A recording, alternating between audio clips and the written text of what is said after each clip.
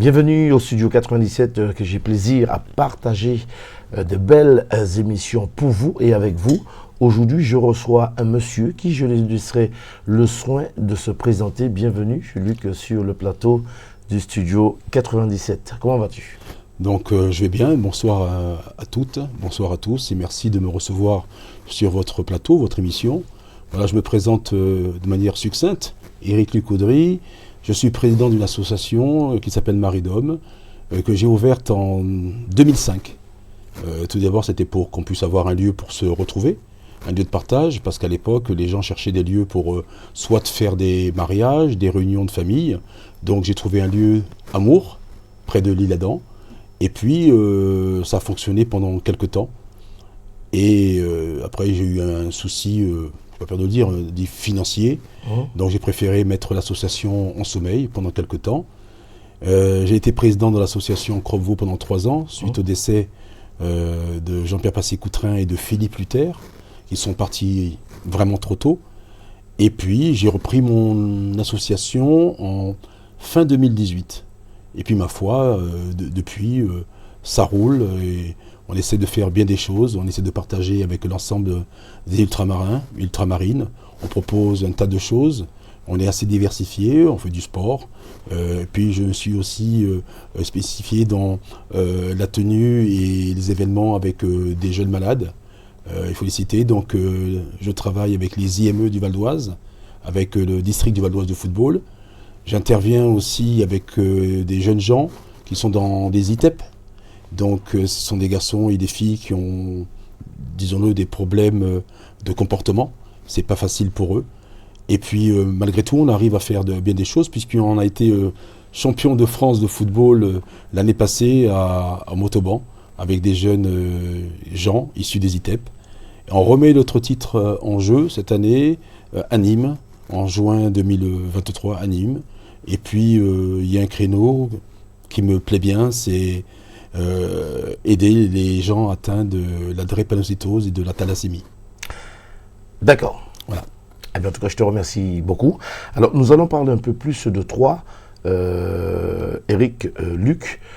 Tu es un homme, parle-nous un peu de toi, hein, des enfants. Oui, j'ai 4 enfants. Oui. Donc 3 filles, un garçon. L'ensemble des enfants travaillent. Parfois, ils se portent bien, ils sont pleins de santé. Ils ont une situation. Le dernier a été embauché très rapidement sur la plateforme de Roissy. D'accord. Et j'ai ma cadette, elle, qui est en formation. Elle travaille déjà sur l'île de Sarcelles, mais en formation pour accéder à un diplôme lui permettant d'être directrice de centre des jeunes. D'accord. Voilà. Alors, nous savons aussi, d'après les petites recherches que j'ai effectuées, j'ai pu constater que tu as quand même eu un petit parcours, je ne dirais pas forcément aléatoire, mais tu es né en Guadeloupe. C'est bien ça. À Saint-Claude, c'est ça ? C'est ça, Saint-Claude. D'accord. Et par la suite, à 3 ans, sauf erreur de ma part, tu t'es retrouvé en Corse. C'est bien ça. Alors, comment se fait-il qu'un Antillais, explique-nous tout, un Antillais qui est né en Guadeloupe, qui se retrouve à 3 ans en Corse, qui a évolué, qui a fait pas mal de choses. Explique-nous la situation, si tu le veux bien. Bien sûr, mais c'est assez simple, Oui. Claude.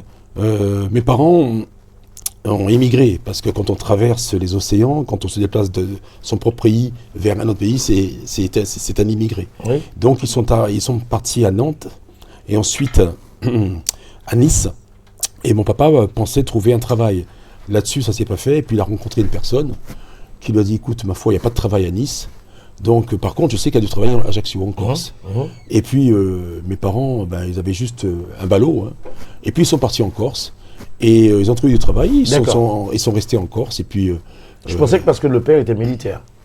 Non, ça c'est mon oncle qui était militaire. D'accord. Mon oncle était militaire. D'accord. Donc on s'est retrouvés en Corse. Et puis j'ai grandi à Ajaccio, en Corse. J'ai étudié là-bas, j'ai été militaire de carrière aussi, parce que je suis parti d'Ajaccio pour vers l'Afrique. Donc j'ai été militaire de carrière. J'étais à Djibouti, j'étais en Somalie, j'étais en Érythrée, j'étais en Centrafrique. J'ai vu du pays. Et puis je suis revenu dans la vie civile, parce que c'était mon souhait, de revenir dans la vie civile. Et puis j'ai rejoué au football, j'ai retravaillé à Ajaccio pendant un temps. Et j'ai tenté une école qui n'était pas simple, c'était l'école Florent. D'accord. Et j'avais pris un billet, c'était un vol bleu qui me permettait de venir ici à Paris. Et ma foi, je me suis dit, si je ne réussis pas, je reprends le billet aller-retour et puis je rentre. Oui. Ben, j'ai passé une audition et puis j'ai été retenu. Et c'est comme ça que je suis resté à Paris, et non des moindres, parce que j'étais avec M. Raymond Aquavive, avec Francis Huster, avec M. François Florent. Et j'ai passé mon texte, j'ai été reçu à la classe libre et j'y suis resté. D'accord, très bien. Voilà. Eh bien, écoute, très bon parcours, brillant. Alors, lors d'une interview donnée à Outre-mer, la première, pourquoi dis-tu que la vie est une boucle? Ben, la vie est une boucle, pourquoi? Bon, mais ça c'est pour toutes les personnes, tout à chacun. Quand je dis ça, je m'appuie sur le vécu de nos grands-parents et je m'appuie surtout sur le mien. Oui. Quand je dis que c'est une boucle, ça veut dire que quand on arrive sur Terre, je pense qu'on a une mission sur Terre. Après, on l'a fait plus ou moins bien. Mais la mission qui était la mienne, c'était d'une part de ne pas faire trop de bêtises pour ne pas faire honte à mes parents, ne pas aller en prison, ne pas tuer quelqu'un, ne pas faire quelque chose qui aurait sali le nom de mes parents. Chose étant faite, après j'ai eu une vie, j'ai eu des enfants, j'ai 4 enfants, je me suis séparé de ma compagne, elle est toujours dans l'association, et puis ma foi, on continue à se parler, on continue à exister chacun de notre côté, et puis j'ai fait du sport à un très bon niveau, parce que j'étais footballeur à Ajaccio, j'ai joué au Gazélec d'Ajaccio, j'ai joué à la CA, j'ai joué à l'Entente olympique, j'avais fait mes débuts dans un petit club, et puis chemin faisant, j'ai eu la chance de pratiquer un bon niveau. J'ai aussi joué au rugby, donc j'étais pendant 2 ans sur le tournoi international d'Italie, à Aquila, en Italie. À 2 reprises, j'étais meilleur giocatore del campo, ça veut dire meilleur joueur sur le terrain. J'avais demandé à mon père de pouvoir partir d'Ajaccio pour rentrer dans un centre, il ne voulait pas. Ma foi, c'était comme ça, et puis j'aurais pu être un bon joueur de rugby, j'étais un bon joueur de football, et aujourd'hui je suis un entraîneur de football, et j'officie aussi sur le club d'Alfortville, où j'entraîne des jeunes garçons de 14 ans. D'accord. Et tu lui en veux aujourd'hui, ton père? Non, du tout. Je ne l'en veux pas parce que il était très, très bienveillant avec moi, il ne voulait pas que je fasse de bêtises. Et je peux vous dire une chose, que heureusement qu'il était là, parce qu'Ajaccio, ça allait très très vite. Les amis, les copains, on pouvait passer du jour à la lumière, du jour à la nuit, de la nuit à la lumière, très rapidement. Donc heureusement qu'il était là pour me tenir, pour me cadrer, et c'est le rôle des parents. C'est le rôle des parents. Et je le remercie. Donc aujourd'hui, il est décédé. Je le remercie, j'ai toujours une pensée pour lui, parce que le parcours qu'il a eu des Antilles pour venir en Corse, et puis nous élever, faire ce qu'il avait à faire. Il est parti lui aussi trop tôt d'une crise cardiaque. Mais en tout cas, j'ai toujours une pensée pour lui, parce que grâce à lui, grâce à ma maman naturellement, grâce à l'éducation que j'ai reçue, antillaise, eh ben, ça me permet d'être l'homme que je suis aujourd'hui. D'accord. Alors aujourd'hui, nous constatons que tu t'investis beaucoup dans le monde associatif. Que cherches-tu exactement, puisque tu as eu quand même un parcours brillant, militaire de carrière, tu travailles, tu t'occupes quand même de pas mal de choses, et t'investir quand même, je dirais, à 100% dans le monde associatif. Tu as été aussi président d'une association qui a fait beaucoup de choses et qui continue à faire des choses dans le Val d'Oise. Qu'est-ce que tu cherches exactement? Est-ce une reconnaissance ou pour montrer, je ne sais pas moi, aux autres que tu es capable de faire, ou tu le fais parce que tu dois le faire? Honnêtement, je me suis posé la question, mais très rapidement, j'ai su que ce que je fais aujourd'hui, il fallait que je le fasse. Pourquoi? Parce que c'est pas une mission. Je le fais parce que j'aime le faire, je le fais parce que j'aime les gens, je le fais parce que j'aime le partage, je le fais parce que derrière tout ce que je mets en place avec les uns et les autres, parce qu'il y a les amis de Marie-Dôme qui sont avec moi, qui m'aident à chaque événement, c'est comme un petit challenge. Alors le challenge, c'est quoi? Se dire, tiens, on va réussir à faire ceci ou cela. Tiens, on va réussir à mettre peut-être dans le parc de Margency au mois de juin 3000 personnes. Alors, c'est bien pour l'associatif, c'est bien pour l'association, c'est bien de faire les choses, parce qu'il y a tellement de gens qui disent qu'ils vont faire et qui ne font pas, ou qui font très peu, ou qui jalousent les gens qui font, que moi, je ne me pose pas ces questions-là. Moi, je le fais. Aujourd'hui, je peux m'associer avec telle ou telle personne, parce qu'à 2, à 3, on est plus fort, naturellement. Mais par contre, quand je m'associe, j'essaie de trouver des gens qui me ressemblent. Des gens qui ne vont pas me mettre le couteau dans le dos. Des gens qui partagent la même envie que moi, la même philosophie que moi. Donc, je suis dans le partage. Je suis dans la bienveillance, moi. Et voilà, chacun sa route, chacun son chemin. Il y a une chanson qui dit ça. Chacun sa route, chacun son chemin.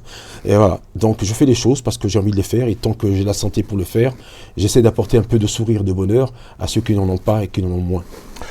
On ressent un peu d'amertume, un peu d'amertume, je dirais, dans tes mots. Est-ce que tu as un certain regret dû à une déception? Pas du tout. Pas du tout. Je n'ai pas de déception. Ma vie, elle a été ce qu'elle a été. Oui. J'aurais pu être à l'époque pilote de chasse parce que j'ai réussi l'examen pour rentrer à l'école de Saintes. J'ai suivi mes copains, j'y ai pas été. J'aurais pu être un grand joueur de rugby. J'ai fait du football. Après, j'aurais pu être un très bon comédien. J'ai décidé d'être manager de club et entraîneur. Donc non, j'ai fait des choses que j'avais envie de faire. Et puis je dis que voilà, j'ai un beau parcours. C'est un constat que tu te fais ou tu parles comme ça par rapport au dire des autres? Non, c'est un constat que je fais de ma vie, parce qu'il faut absolument faire un constat de sa vie. Parce que si vous passez du moment où vous naissez, l'homme naît, grandit et meurt, donc vous devez vous construire. Ensuite, je pense que de 45 ans à 60 ans, vous devez avoir fait des choses. Et puis après cela, vous laissez vivre tranquillou. Donc moi, j'ai fait les choses pour arriver là où je suis aujourd'hui. J'ai travaillé dur, je travaille toujours. Je suis président d'association, je travaille avec la Ligue de Paris, je travaille avec le district du Val d'Oise. J'ai beaucoup de personnes qui me connaissent et qui me respectent. Et je continue à essayer de mettre autour de moi des gens qui ont la même philosophie que moi pour proposer des choses.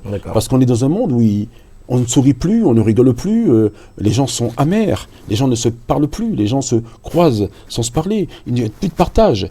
Et moi, en cela, avec l'association, et c'est là où ça prend tout son sens, c'est qu'avec l'association, je peux être au nord, au sud, à l'est, à l'ouest. Je peux être avec toi, je le serai sans doute le 16 avril. Merci. Et oui, à la Paillote.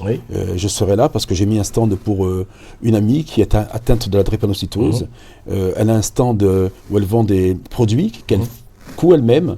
Et je lui ai promis à cette jeune femme et à sa maman de mettre un stand à disposition pour qu'elle puisse à chaque fois vendre les produits. L'argent qu'elle récoltera, c'est pour elle, et ça leur permettra naturellement dans ce qu'ils vont proposer aux jeunes dans des petites classes, venir avec des petits fascicules, des petits bouquins, pour dire aux gens qu'est-ce que la thalassémie, qu'est-ce que la drépanocytose. D'accord. Alors, Luc Audry, comment te considères-tu dans la vie de tous les jours? Un homme important, un homme qui fait pour les choses, un homme très intéressant, ou peut-être mieux que les autres? Non, un homme droit.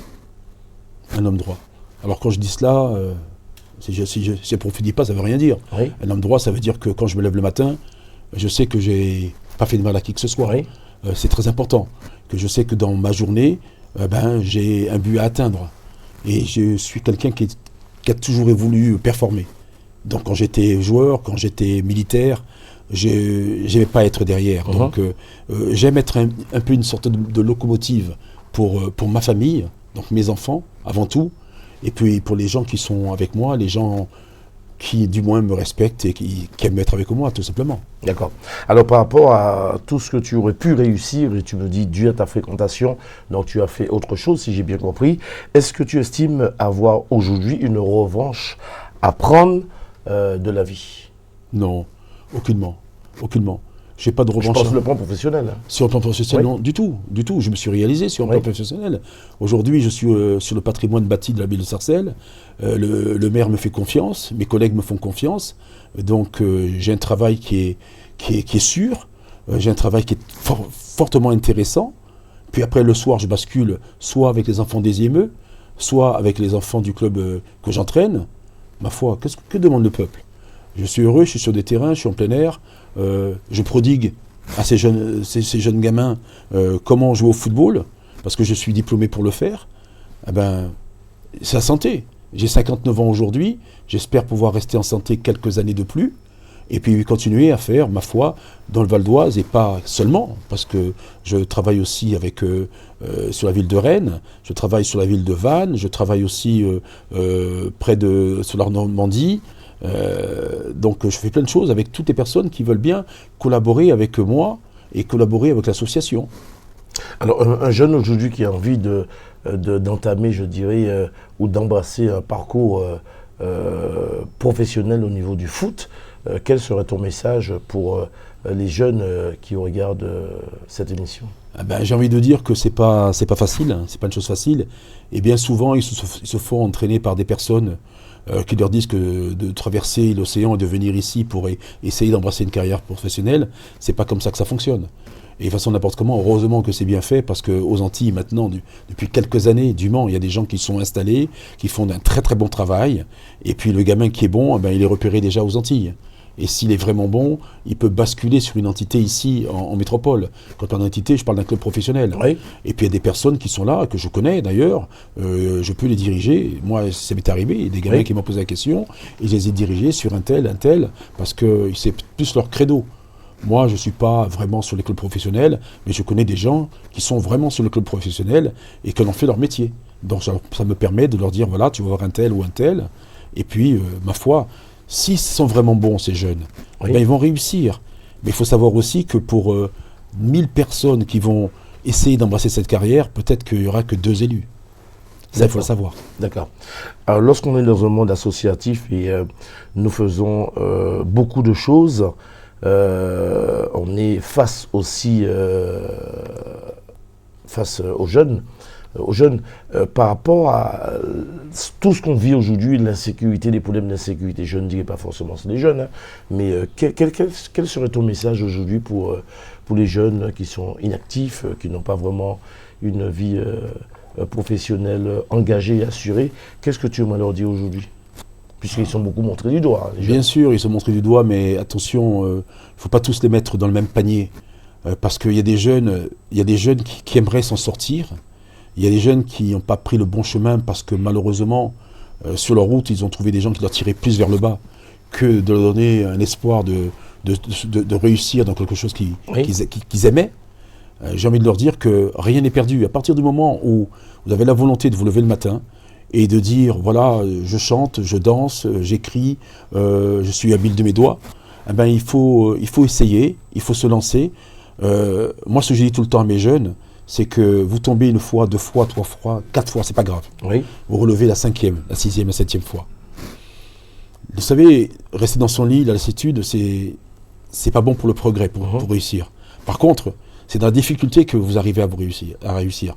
Moi, c'est dans la difficulté que j'ai réussi à faire plein de choses. Oui. Parce que la difficulté, elle vous permet d'atteindre des buts. Par contre, quand vous êtes oisif et vous ne proposez rien, il ne faut pas attendre que quelqu'un vienne vous chercher chez vous puis vous emmener pour dire, tiens, je t'offre un emploi. C'est pas vrai. Par contre, d'essayer quelque chose, vous cassez la gueule, c'est pas grave. Vous tentez à nouveau. À partir du moment où vous avez la foi, à partir du moment où vous voulez faire quelque chose de votre vie, personne à part le Créateur, pour vous en empêcher. D'accord. Tu t'impliques beaucoup, je te l'ai dit, hein, je me répète, beaucoup dans la vie associative. Tu as été président d'une association, tu as monté une association Maridom. Oui. Tu travailles avec d'autres associations, nous allons revenir sur ce sujet qui est la drépanocytose. Le but de monter une association, c'est de faire en sorte que ça dure. Bien sûr. Que ça dure. Je pense que tu es quelqu'un, vu ton parcours, tu es un homme très ambitieux, un homme engagé. As-tu peur des obstacles? Non, du tout, du tout. Parce que la vie d'un homme, la vie d'une femme, est faite d'embûches, d'obstacles. Tout à chacun. On prend n'importe personne dans la rue, on lui pose la question, est-ce que vous avez des soucis, est-ce que vous avez des problèmes? Elle va dire oui, effectivement, j'ai des problèmes de santé, j'ai des problèmes d'argent, j'ai des problèmes pour me réaliser. La vie est faite ainsi. Même les gens qui ont de l'argent, ils ne sont pas heureux, forcément. J'en connais, moi, qui ont de l'argent et qui, malheureusement, n'ont pas de bonne fréquentation et puis ils sont malheureux. Ils se droguent, ils se piquent, ils font tout et n'importe quoi. Donc, non.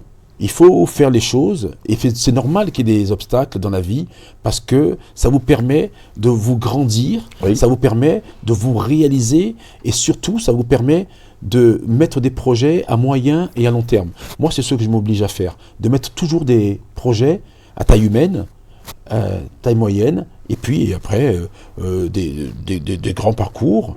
Là, j'ai envie de parler de l'association. Aujourd'hui, je collabore avec d'autres associations, mais le 23 et le 24 juin, sur la ville de Margency, nous faisons la première édition du carnaval caribéen, avec monsieur le maire, Thierry Brun. Depuis février maintenant, on travaille sur ce grand événement, oui, sur ce projet. Donc 2 jours de spectacle, c'est pas rien. Et on va collaborer avec des personnes qui ont l'habitude de collaborer avec Maridom. J'ai envie de les citer ce soir. Je dis Voyage Antillais, qui ne m'a jamais lâché. Je dis Télé Antilles, qui ne m'a jamais lâché. La radio, RGB2, qui a le plaisir de me réussir à chaque fois que je demande. Je viens sur le plateau et puis ils me mettent en lumière. Espace FM. Là, on s'en fout. Il faut dire les choses. Il ne faut pas avoir peur de dire les choses. Parce que c'est pas quand les gens ne sont plus là qu'il faut dire les choses. Moi, je dis les choses. Je suis quelqu'un d'engagé. Et je dis merci à ces personnes parce qu'ils auraient pu me tourner le dos. Elles ne l'ont jamais fait. À chaque fois que j'ai eu à appeler ces personnes, elles m'ont dit Monsieur Audry, il n'y a pas de problème. Viens sur le plateau. Viens en radio. Parce que j'essaye de dire des choses normales, des choses qui ne vont pas toucher les gens, bien au contraire. J'essaie de parler le mieux possible, j'essaie de m'exprimer le mieux possible, de manière à toucher le maximum de personnes.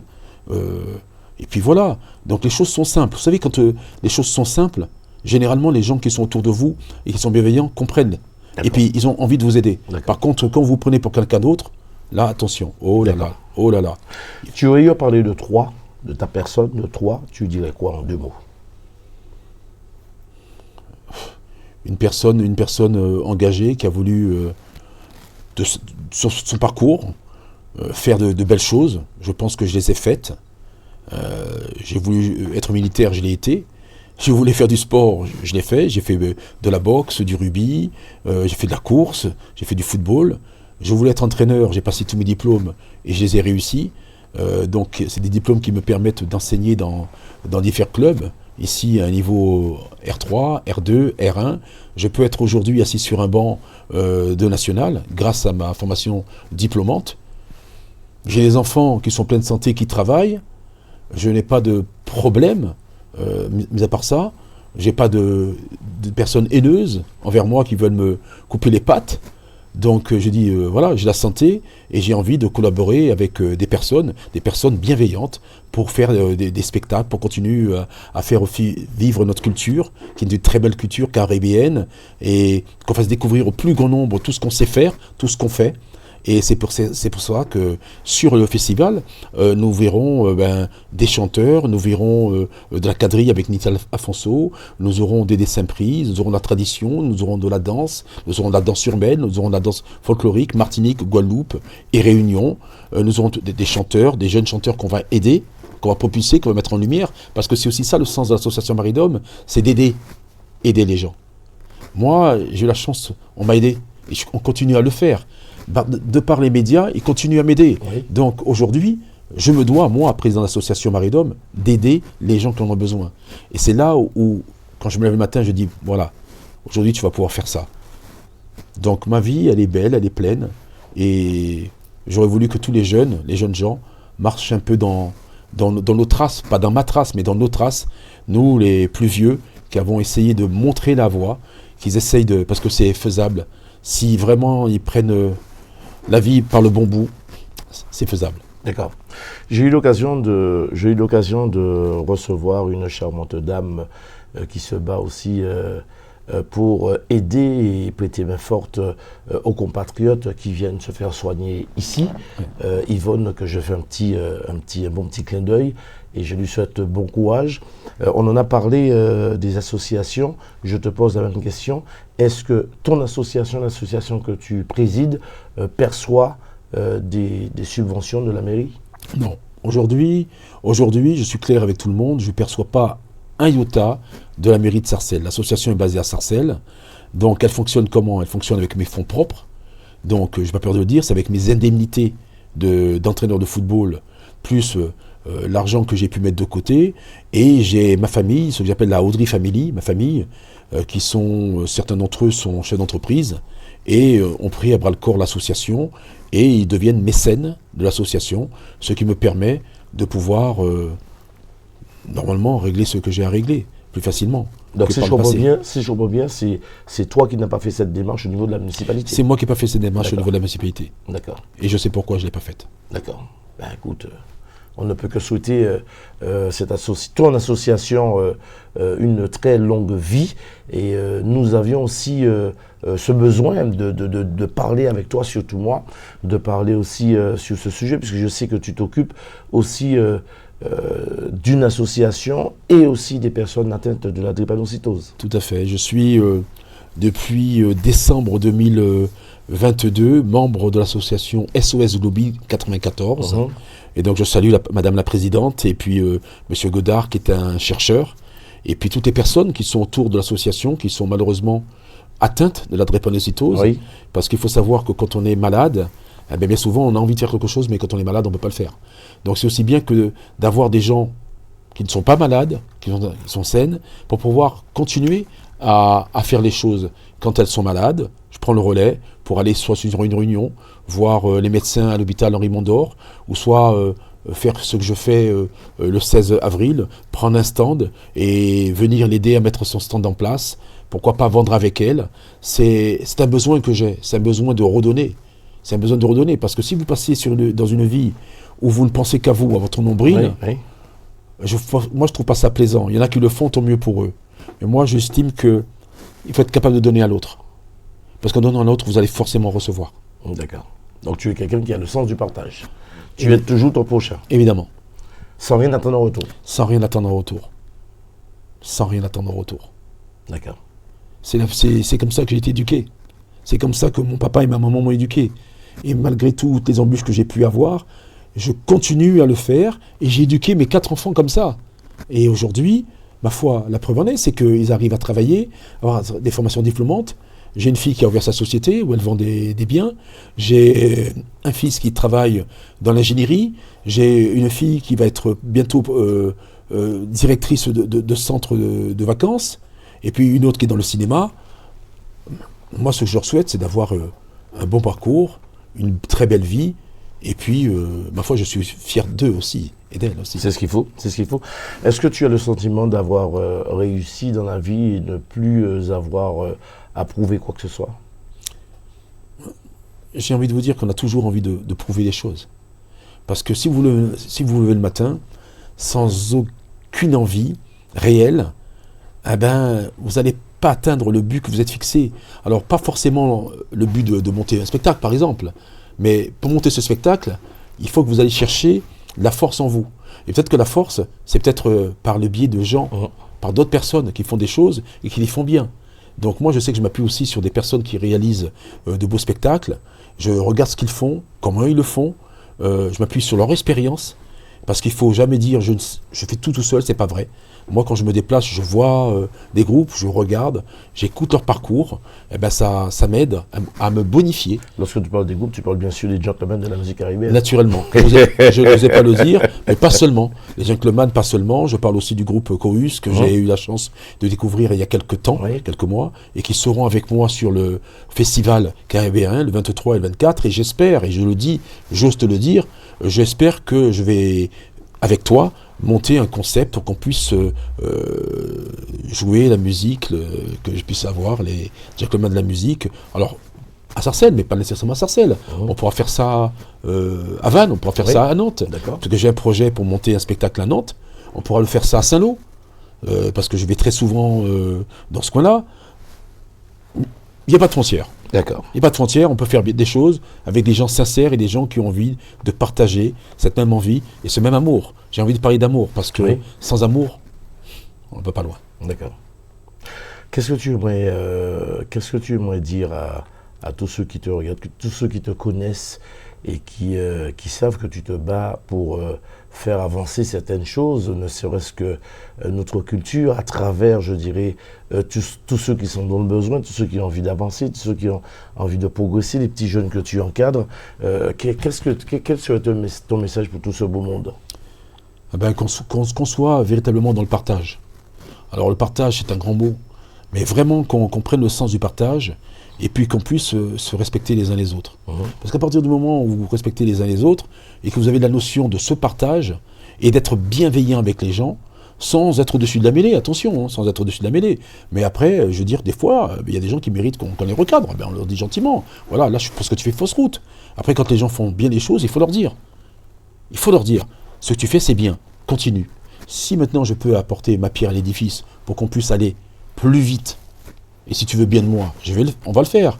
Là, j'ai un ami à moi qui est un ancien footballeur et qui a mis de l'argent dans plusieurs affaires. Et notamment un restaurant qui est à Beauchamp. Il me dit, voilà, pourquoi pas, le vendredi, Eric, je te donne cette soirée. Qu'est-ce que tu peux en faire? J'ai vu l'espace, et très vite, j'ai su que j'allais commencer à faire des showcases. Des showcases avec des gens reconnus de la musique afro-caribéenne, mais des showcases qui vont permettre aussi de mettre en avant une jeune ou un jeune artiste. Ce qui veut dire qu'avant d'avoir, je veux dire, Pascal Enclume, il y aura une jeune artiste. Avant d'avoir Alex Catherine, il y aura un jeune. À chaque fois, on mettra en avant un jeune artiste qui se lance dans ce milieu, parce que c'est pas un milieu facile, c'est un milieu très très dur, donc tu es bien placé pour le savoir, et j'ai envie, moi, de continuer à faire ce que j'ai fait toute ma vie, aider les gens. Et qu'est-ce que ça te rapporte aujourd'hui d'aider les gens? Ben déjà, en tant qu'homme, ça me permet de pouvoir me regarder en face. Parce que d'avoir 5 000 euros à la banque, d'avoir 15 000, 50 000 euros à la banque, 60 000 euros à la banque, et de ne pas avoir de connaissances, d'amis, des personnes qui vous respectent, parce que c'est aussi ça. Ça ne sert strictement à rien. Moi, j'ai la chance d'avoir la santé aujourd'hui. J'ai pas des millions en banque, mais j'ai fait ma vie. Ça veut dire que tout au long de ma vie, j'ai pas mis les pieds dans un même sabot. D'accord. Tout au long de ma vie, j'ai préparé ma retraite. C'est-à-dire que j'ai préparé, j'ai investi de l'argent, j'ai acheté quelques biens qui vont me permettre de mieux vivre ma retraite. J'ai 59 ans, bientôt je serai en retraite. Ben, ça va me permettre de continuer à vivre aisément. Et puis, tout ce package-là, je laisserai à mes enfants. D'accord. Qu'est-ce que c'est pour toi les valeurs de la vie? Simplement, aimer. Aimer l'autre. On peut être en désaccord avec quelqu'un. Bien souvent, ça m'est arrivé. Hein. Mais je reste jamais là-dessus. Bien au contraire. Parce que vous restez là-dessus pendant un temps, ça vous ronge de l'intérieur. Et quand ça vous ronge de l'intérieur, ça vous amène quoi? À la maladie, à des AVC, à des cancers et tout un tas d'autres maladies. Donc, ça ne sert à rien. Après, par contre, ce que je dis, moi, c'est que je ne veux pas marcher avec telle personne. Oui. Eh ben, je fais mon chemin. Elle fait la sienne. Par contre, je continuerai à te dire bonjour. Mais on n'aura plus de projet en commun. J'oublie pas, mais on n'aura plus de projet en commun. Donc tes démarches, tu étais souvent déçu? Mais si vous ne faites rien, vous ne serez pas déçu. Vous restez dans votre lit, vous êtes oisif, vous ne serez pas déçu. Par contre, vous serez déçu quand, je donne un exemple, pour avoir un poste qui va s'offrir à vous au travail, vous êtes plusieurs sur le poste. Il faut savoir se vendre pour avoir le poste. Il faut savoir se vendre au directeur, à la direction, à monsieur le maire. Donc il faut trouver les bons arguments. Mais s'ils savent qu'au départ vous êtes quelqu'un de faux, vous n'aurez pas le poste. Donc c'est pour cette raison qu'il faut toujours tâcher d'être bienveillant, tâcher de montrer que vous avez un savoir-faire, parce qu'on a tous un savoir-faire. Mais bien souvent on n'ose pas se mettre en avant. Moi pour le sport, j'avais un savoir-faire, je l'ai mis en avant. Dans le travail, je suis quelqu'un de conquérant, je suis quelqu'un de combatif, et je n'aime pas me faire marcher sur les pieds. Et dans ma vie d'homme, j'essaie toujours d'apporter des bonnes choses. Peut-être que parfois on va me trouver peut-être un peu, hautain, il est prétentieux, mais sans forme de prétention, vous ne faites rien. Si vous ne vous mettez pas en avant pour réaliser vos projets, vous ne faites rien, vous ne ferez rien. Donc il faut savoir aussi se mettre en avant, savoir dire les choses et montrer aussi aux autres que vous avez un savoir-faire. D'accord. Voilà. Qu'est-ce qu'il aime, Luc Caudry, dans la vie de tous les jours? La lecture. Qu'est-ce qu'il n'aime pas du tout? Les feignants. Est-ce que tu es quelqu'un qui cuisine, qui fait tout dans une maison, ménage, oui, tout? Bien sûr. Donc, je fais du repassage, je passe l'aspirateur, je sais laver, je m'occupe des cuvettes des toilettes. Par contre, il y a une chose que j'aime pas beaucoup, c'est faire à manger. Par contre, je vais faire les courses. Par contre, je n'aime pas me tenir devant la gazinière pour faire à manger. C'est pour cette raison que malheureusement, pour moi, pour mon portefeuille, je mange dehors, quasiment tous les jours. Donc c'est un très gros budget. facilement de 300 € mensuels, alors que si j'étais à la maison, je pense que comme tout à chacun, je pourrais faire des économies. Mais comme je me dis à chaque fois, je travaille dur, Oui. mes enfants sont grands, je peux me permettre de manger dehors. Mais dans ce cas-là, il faut m'inviter, on s'habille. Mais je te rappelle que je t'ai déjà invité tout à fait, et que je vais t'inviter prochainement sur le restaurant traditionnel où je vais faire mes showcases. Oui. Comme ça va te permettre de voir le lieu. Parce que tu m'invites, je viens avec Jean-François Tu Saint-Louis. viens avec Jean-François et toutes les personnes qui sont bienveillantes avec moi. Ah ben c'est parfait, c'est parfait, c'est parfait. Alors, en tout cas, Luc, franchement, ça m'a fait vraiment plaisir de te recevoir sur le plateau de Studio 97. Je vous remercie toutes et tous, vous êtes attentifs à regarder cette belle émission que je partage avec mon invité. C'est une émission qui a été bien sûr conçue pour vous, mais vraiment, et rien que pour vous. Et, Luc, tu reviens quand tu veux. Tu frappes à la porte du studio quand tu veux. On va toujours te recevoir, c'est un plaisir. C'est vrai qu'on a eu l'occasion de se voir aussi en radio pour en discuter, en débattre sur d'autres sujets. C'est tout un plaisir de te voir et de t'inviter. J'espère qu'on aura encore d'autres occasions pour qu'on puisse se voir. Donc je te le dis encore une fois de plus, tu reviens quand tu veux, il n'y a aucun souci. Est-ce que tu peux nous parler de nouveau de l'association, de ton association pour ceux qui prennent l'émission en cours? Oui, et un numéro de téléphone, bien sûr. Oui, oui, bien sûr. Un numéro de téléphone, c'est le 06 09 30 76 31. Je répète, 06 09 30 76 31. Donc, même quand je ne peux pas répondre, vous laissez un message et je vous rappellerai. Donc, l'association Maridom, créée en 2005 à Sarcelles, elle est toujours à Sarcelles. Qu'est-ce que nous faisons? Nous accompagnons sur des mariages, nous faisons des banquets, nous faisons des spectacles, de théâtre aussi, j'entends, parce que j'étais moi-même comédien. Oui. Et puis des accompagnements pour des jeunes qui veulent se réaliser dans le milieu de la chanson. Aujourd'hui, j'ai la chance de pouvoir le faire en leur offrant donc un plateau scénique, donc une avant-première. Donc quand je dis que je le fais réellement parce que je demande zéro. Bien au contraire, je les prends sous mon aile et puis je les rétribue à hauteur de ce qu'ils valent. Oui. Voilà, donc j'ai envie de dire à tous ceux qui nous écoutent, et à toutes celles qui nous écoutent, continuez à rêver. Le rêve, c'est très important, parce que chacun des êtres humains, on a tous un rêve, en quelque part. On n'est pas obligé de le dire, de le montrer, on a tous un rêve au coin de la tête. Moi, mon rêve, c'est de continuer à vivre quelques années, toujours avec le sourire, et toujours fréquenter des gens qui m'accompagnent, des gens qui sont bienveillants avec moi. Les méchants, les mécréants, je les laisse à côté. Et ceux qui veulent continuer avec moi, c'est vraiment plaisant, il n'y a aucun souci.